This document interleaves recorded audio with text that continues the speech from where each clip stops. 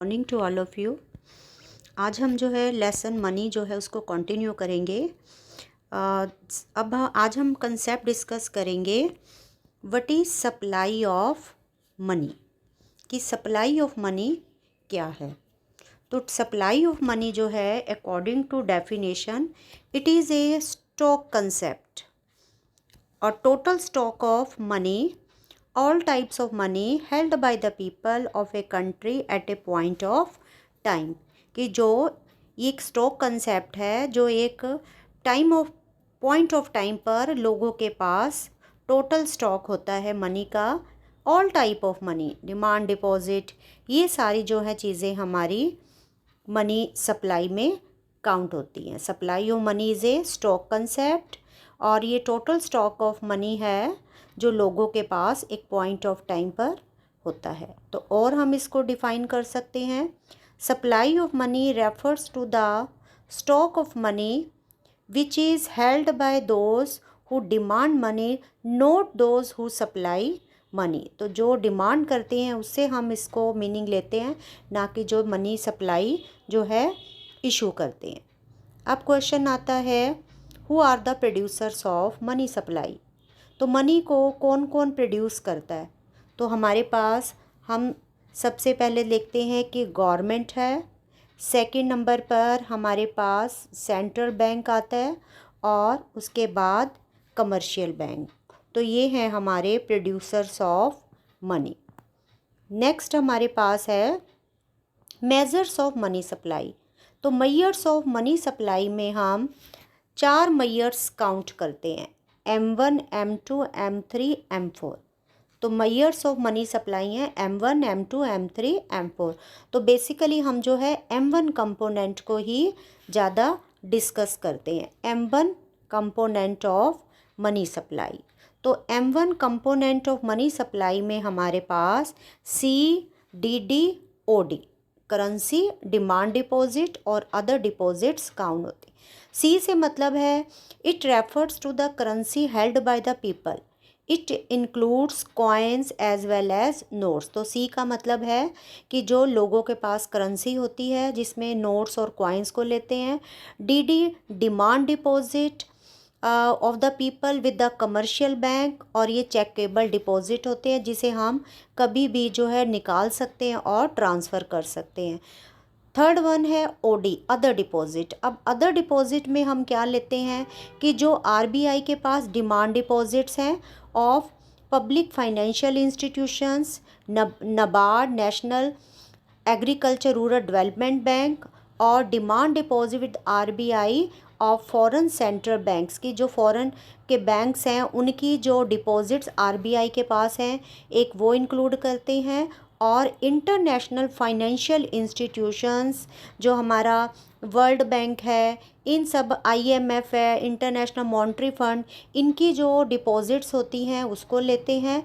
तो ये हमारा जो है M1 कंपोनेंट हमारा जो है मनी सप्लाई का कंपोनेंट है, जिसे M1 CDD-OD को हम काउंट करते हैं।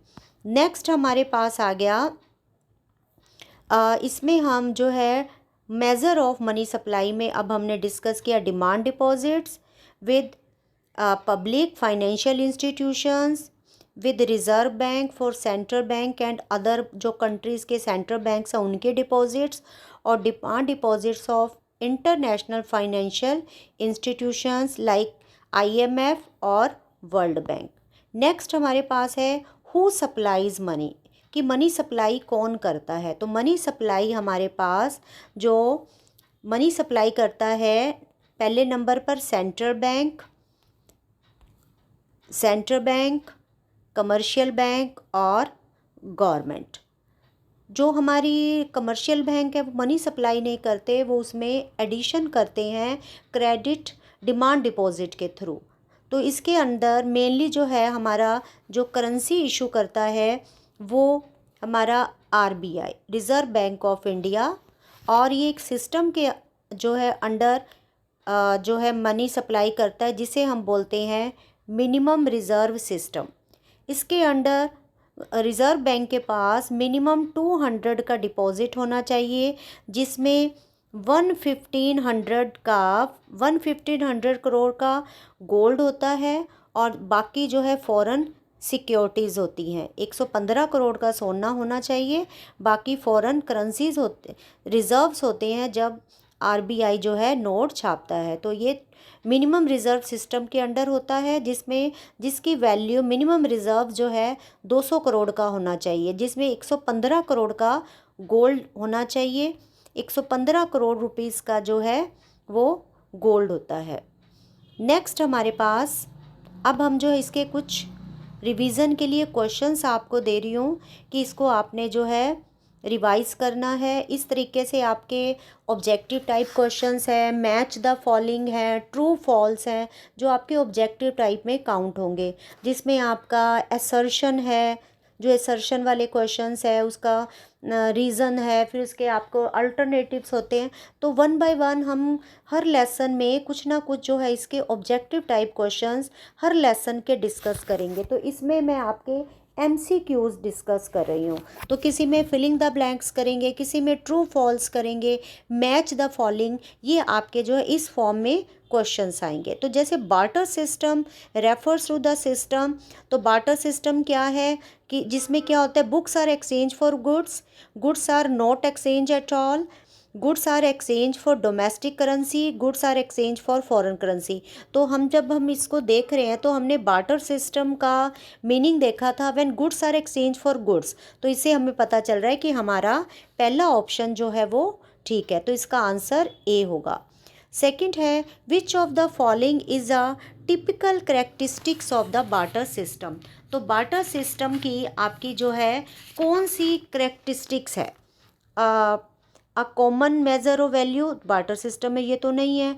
डबल कॉन्सिडेंस ऑफ बॉन्ड्स ये हम देख रहे हैं। कॉमन यूनिट ऑफ वैल्यू और आ स्टैंडर्ड फॉर डेफर्ड पेमेंट्स। तो हमारे को जो इसमें जो बार्टर सिस्टम की सबसे बड़ी जो है हमारी करेक्टरिस्टिक थी, क्या थी, डबल कोइंसिडेंस ऑफ वांट्स की मीन्स जो हमारा जो मेरे पास चीज़ है वो दूसरे की ज़रूरत को पूरा करे और दूसरे के पास वो चीज़ होनी चाहिए जो मेरी ज़रूरत है। तो ये प्रॉब्लम बार्टर सिस्टम में मेन आती थी। विच of the following is a commonly accepted definition of money, कि मनी की हम कौन सी डेफिनेशन मान सकते हैं। Any good which is commonly use for store of value, any good which is exchange for gold at a fix rate, anything which is acceptable to the government, any good which is commonly accepted as a medium of exchange। तो अब हमने देखा medium of exchange, तो हमें जो है इसका third option जो है काउंट हो रहा है, मीडियम ऑफ एक्सचेंज की चीज़ों को लेन देन में जिसे हम यूज़ कर सकते हैं। Money which is accepted as a medium of exchange because of the trust between the payer and payee. तो उसे हम कौन सी मनी बोलेंगे, लेने वाले और देने वाले के बीच में ट्रस्ट पर बेस होती है, उसे हम फुल बॉडीड मनी बोलते हैं, फिएट मनी, फिड्यूशरी मनी या फिर क्रेडिट मनी। तो हमने इसका जो है जो हमने अभी फॉर्म्स ऑफ मार्केट का फॉर्म्स ऑफ मनी डिस्कस किया था, तो उसके अकॉर्डिंग जो है हमारा फोर्थ ऑप्शन जो है सही है। Full bodied money is that money which whose money value and commodity value are, की जो फुल बॉडीड मनी होती है तो वो कौन सी मनी है जिसकी हमारी कॉमोडिटी वैल्यू और दोनों जो है सेम होती है। तो इसमें हमारा जो है फिफ्थ का आंसर जो आएगा वो ए आएगा, equal to the market value. ठीक है, मतलब commodity value equal to money value. Next इसी तरीके से money that issued by the authority of government is called, जो गवर्नमेंट इशू करती है उसे हम कौन सी मनी कहते हैं, फिएट मनी। तो इसके अकॉर्डिंग हमारी जो है आंसर जो है सिक्स का आंसर सी हमारे को नज़र आ रहा है। तो इस तरीके से हमने ऑप्शन बताने हैं। तो इस तरीके से आपके जो है money that is use by the authority of government is called fiat money. Which money when money value of the money excess commodity value of the money, कि जब उसकी मनी वैल्यू कॉमोडिटी वैल्यू से ज़्यादा होती है उसे हम जो है मनी वैल्यू कॉमोडिटी वैल्यू से ज़्यादा होती है उसे हम कौन सी मनी कहते हैं, credit money. Full bodied money, credit money. Full bodied में क्या है, commodity value equal to money value. Money as a standard for deferred payments has led to the emergence of commodity market, financial market, both A and B और D none of these. तो अब हम जब पढ़ेंगे तो हमें नज़र आएगा कि इन दोनों में हमारी फाइनेंशियल मार्केट जो है, जो इससे क्या हुई है, स्टैंडर्ड पेमेंट मतलब डेफर्ड पेमेंट, जिसको हम फ्यूचर में पेमेंट कर सकते हैं, तो फ्यूचर में हम जो है फाइनेंशियल मार्केट को मान सकते हैं. विच of the following is component of M1 measure of money. तो M1 का हमारे को जो नज़र आ रहा है, डिमांड डिपॉजिट जो है, हमारे को डिमांड डिपॉजिट इसका लग रहा है कि जो इसका एक कंपोनेंट कौन सा है, डिमांड डिपॉजिट. इस तरीके से आपने bank money is the money which is printed by RBI, printed by government, gone in the form of credit creation और नन ऑफ दीज. तो इसमें हमारा generated in the form of credit creation, जो commercial bank हैं credit creation करते हैं, उसे हम बैंक मनी कहते हैं. इस तरीके से हमारे कुछ कंसेप्ट्स हैं जिसे हम देखेंगे. Who supplies money in India, RBI. Demand deposits includes. तो अब हमने देखना है कि डिमांड डिपॉजिट्स में क्या आता है, बोथ A एंड B. इस तरीके से आपके क्वेश्चंस है. Supply of money is a क्या कंसेप्ट है, स्टॉक कंसेप्ट है. तो ये हमने पहले ही जब डिस्कस किया है तो उसमें हमने डिस्कस किया जो सप्लाई मनी है वो हमारा स्टॉक कंसेप्ट है. In India coins is issued by. Coins जो है इंडिया में जो कॉइन्स है वो कौन इशू करता है, ministry of finance. Ministry of finance जो है कॉइन्स इशू करती है. नेक्स्ट हमारे पास introduction of money has separate the act of sale and purchase of individual. तो जो मनी की इंट्रोडक्शन से क्या हुआ है, combined act of sale and purchase of an individual, expanded the scope of sale and purchase. तो इसमें हम कह सकते हैं बोथ A एंड C. इसमें हमारा जो है both A and C include होगा. Which of the following system follow by reserve bank, minimum reserve system. तो ये हमने जब क्वेश्चन डिस्कस किया तो RBI क्या मेथड अडॉप्ट करती है system, minimum reserve system. High powered money is equal to. तो अब हमने देखना है कि हाई पावर्ड मनी किसके बराबर है.